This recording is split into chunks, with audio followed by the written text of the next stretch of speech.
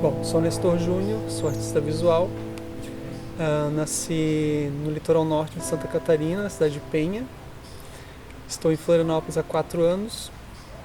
Sou aquarelista, mas, enfim, acabo experimentando outras linguagens dentro das artes visuais. Já trabalhei com fotografia, com gravura, com instalação, com objetos, enfim. Mas considero meu trabalho principal aquarela.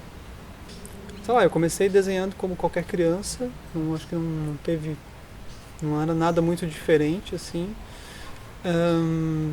Com 14 anos eu tive meu primeiro contato com cinema, já com uma idade bem avançada, mas morando no interior e não tendo cinema próximo da minha cidade, acabei conhecendo mais tarde o cinema, que na verdade me levou para as artes visuais.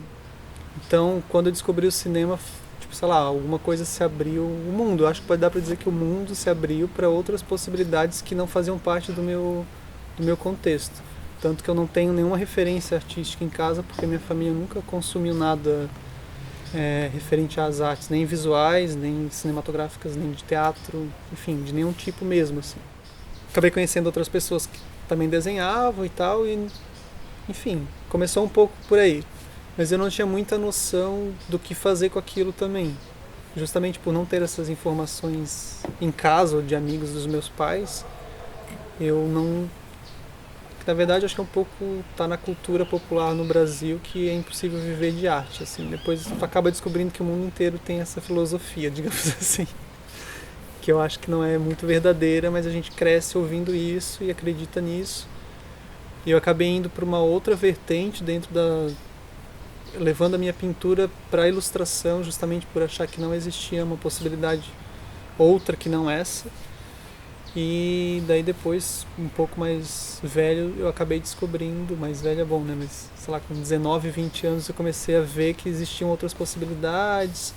E daí já aconteceu esse boom da internet, esses contatos com o mundo inteiro, com outros ilustradores, com outros pintores e galerias. E aí tu vai vendo que existe sim uma maneira de trabalhar, de, sei lá, ser pintor, ser artista e viver desse trabalho. Vai entendendo como funciona nesse mercado e tal.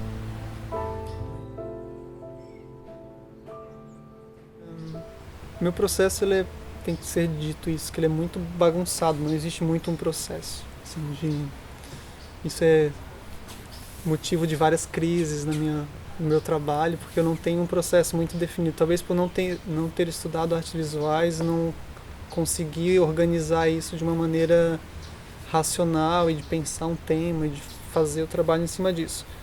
Eu costumo dizer que os meus temas eles são todos os mesmos desde que eu comecei, então não tem nada muito que te separe, assim, tipo também a minha carreira não é muito longa, tô, sei lá, concluindo aí 10, 12 anos de produção.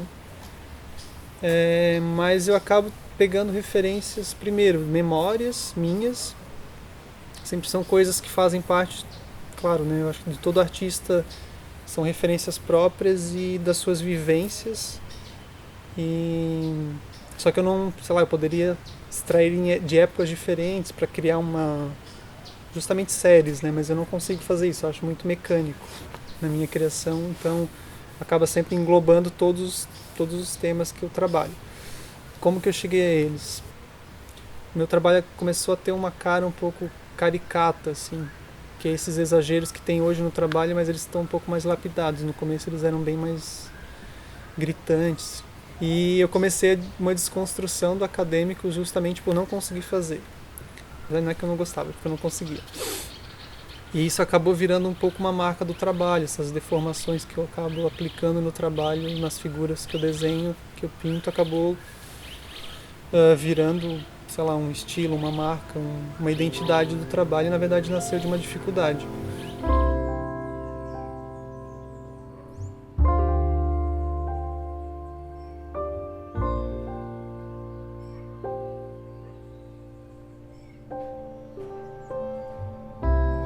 Sei lá, o meu trabalho também é muito carregado de referências marítimas, que daí tem a ver com a história do meu pai, que ele era pescador, então durante a infância eu não tinha muito contato com ele, porque ele ficava viajando 2, 3 meses, daí voltava. E daí tinha a figura feminina em casa, que era a pessoa que cuidava, sei lá, da casa, do sítio, dos filhos. E o pai aparecia de vez em quando nessa história. Então tinha essa coisa do mar que trazia o sustento para a família, mas ao mesmo tempo tirava ele de casa. Então essa fantasia do mar acabou se impregnando no meu trabalho um pouco por isso, assim.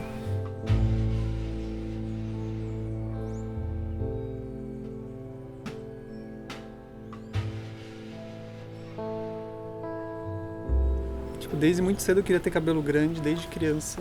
E os meus pais, obviamente, não deixavam. Quase me amarravam para cortar o cabelo, eu chorava, ia pra frente do espelho e chorava. Assim. E eu tinha mania de... Eu tenho uns trabalhos que são um pouco casulos, ninhos, enfim. E são referências de brincadeiras que eu fazia com a minha mãe quando ela deitava depois do almoço. Eu ficava brincando no cabelo dela e criava esses ninhos. E, enfim, ficava brincadeira de criança, não sei exatamente porquê.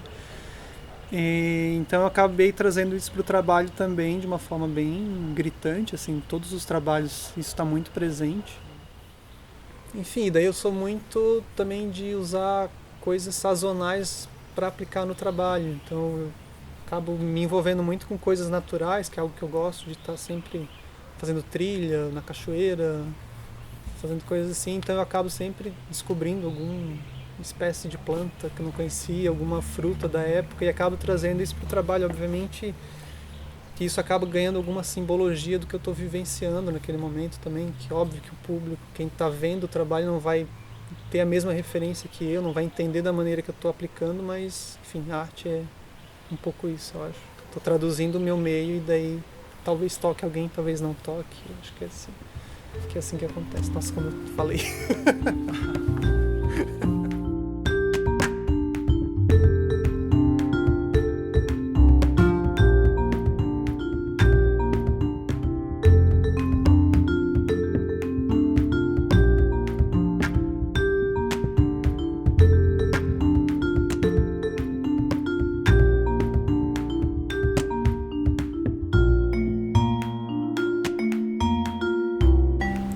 Eu acho o meu fazer artístico ele é muito solitário, assim.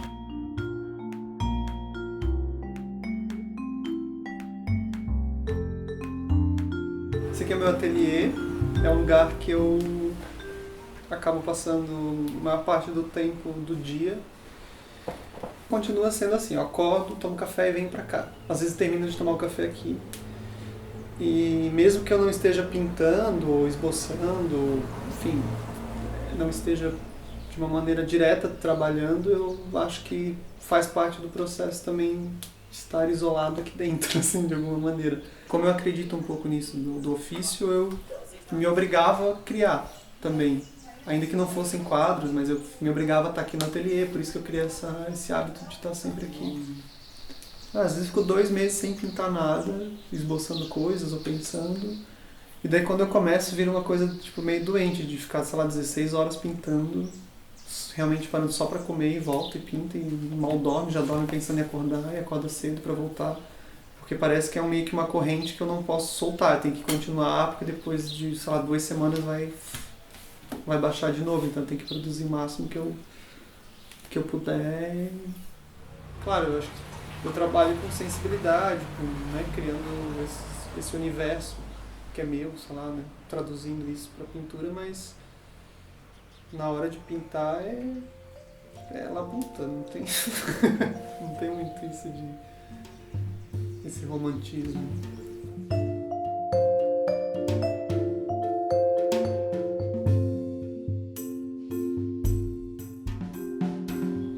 Eu cresci muito numa coisa de auto-boicote, assim, por não ter muita influência dos familiares sempre, tipo, para de desenhar porque isso não é legal, isso não... Eu acho que eu cresci muito com uma coisa de nunca vai estar bom, sabe? A maneira que eu trabalho foi meio um jeito que eu fui descobrindo, sei lá, não que eu inventei a maneira de trabalhar, mas eu encontrei uma maneira que eu achava mais fácil, mesmo porque não tinha alguém me dizer, não, se você fizer assim vai ser melhor. Então isso faz com que eu não erre tanto e também eu acho que essa coisa de errar é meio relativa, né? Ninguém vai poder apontar e dizer isso está errado, se eu disser que está certo.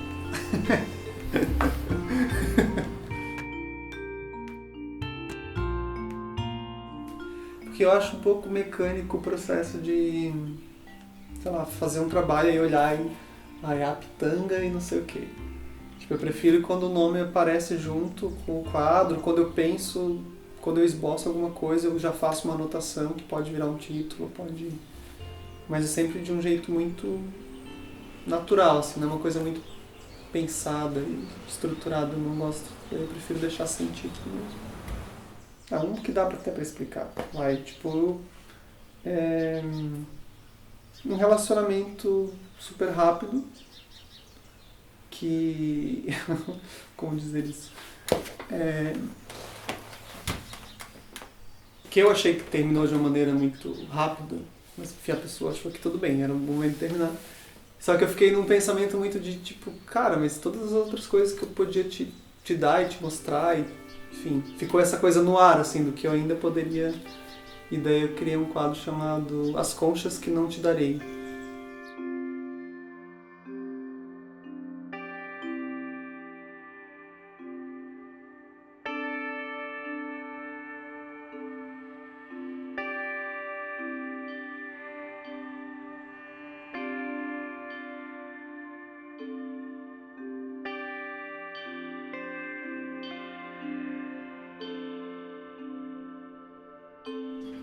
Na verdade, esses cadernos que eu alimentei durante algum tempo, ainda tenho, mas agora tipo, eu acabo trabalhando aqui dentro mesmo com os cadernos. Eles são uma reunião de ideias, de pensamentos ou de referências que eu vou agrupando nesses cadernos e depois isso, na hora de finalizar um trabalho, eu acabo voltando para eles. Às vezes volto para cadernos de 2, 3 anos atrás, que eu falo, né? Que o tempo de quem fica é diferente do tempo de quem vai. Então acho que para quem não foi, o tempo passa muito mais devagar do que para quem foi. Sim. Coisas de saudade.